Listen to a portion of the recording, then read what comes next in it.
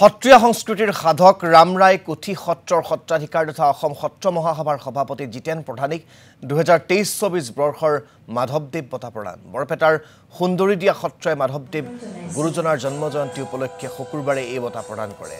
গুৰু দুজনাৰ সত্ৰীয়া কৃষ্টি সংস্কৃতি প্ৰচাৰ আৰু প্ৰসাৰৰ ক্ষেত্ৰত আগবঢ়োৱা অৱদানৰ বাবে সত্ৰহাল সত্ৰৰ সত্ৰাধিকাৰ প্ৰধানিক এই বঁটা প্ৰদান কৰা হয়। এই বঁটাত আছে মালা নিৰ্মালী, চেলেং চাদৰ, শৰাই, মানপত্ৰ আৰু 21,000 টকাৰ চেক।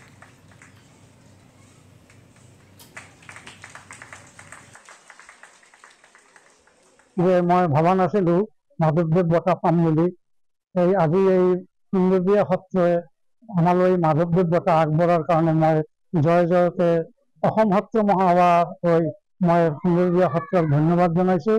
কাৰণ এই মোৰ জীৱনত ক'বলৈ গ'লে প্ৰথম বঁটা আৰু পাইছোঁ। সেইকাৰণে ইয়াৰ যিটো আনন্দ, অনাবিল আনন্দ, সেইটো ভাষাৰে মই প্ৰকাশ কৰিব পৰা নাই।